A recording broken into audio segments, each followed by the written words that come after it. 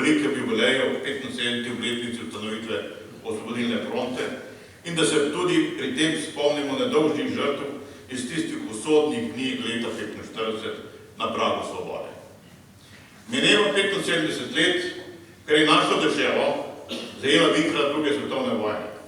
Komaj 10 dneh je vojska tedanje kraljevine Jugoslavije kapitulirala. Nekaj skromnega in neuspešnega odpora so pridejočim hordam zavojevalcev nudili vojaki na karavankah in pri Ptuju. To so bili rezervisti, Slovenci. Naša Slovenija je bila okupirana in zemljo so se razdelili Nemci, Italijani in Mađari. Celo Pavelićeva Endehazija si je prisvojila nekaj 100 hektarjev štajerske in dolenjske zemlje.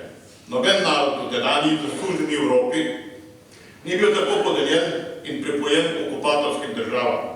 Noben narod takrat ni ostal brez političnega vodstva. Samo slovenski narod bi moral povsem izginiti iz zgodovine in svoje zemlje. Slabe 3 tedne po napadu na tedanjo skupno domovino Jugoslavijo so se v Ljubljani zbrali napredno misleči in domoljubno usmerjeni mladi ljudje in oblikovali Osvobodilno fronto. Dejansko so okupatorjem napovedali vojno. Tiste dni je bilo kar nekaj evropskih dežel pod nemškim in italijanskim škordjem.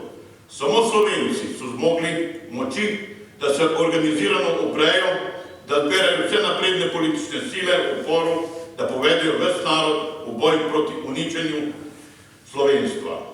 Eden najvidnejših ustanoviteljev in predstavnik krščanskih socialistov v Osvobodilni fronti, Edvard Kozvek, je bil doma iz Prlekije. Pokrajinski odbor za Osvobodilno fronto za Štajersko je bil ustanovljen mesec dni kasneje pri Rimskih Toplicah.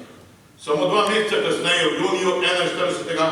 je vrhovni plenom Osvobodilne fronte odločil, da se mora slovenski narod združiti v skupni državi, da ima pravico do samoodločbe, vključno z odcepitvijo.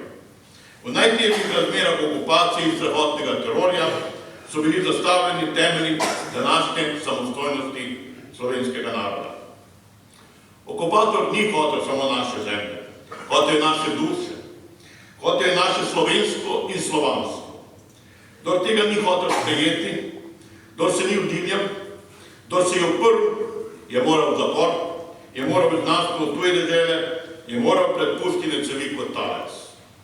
Ukaz je bil izrečen 30. aprila 41. v štajerski prestolnici Maribor, ko je Führer velikega nemškega tisočletnega rajka zavreščal znamenite besede: naredite mi to deželo spet nemško.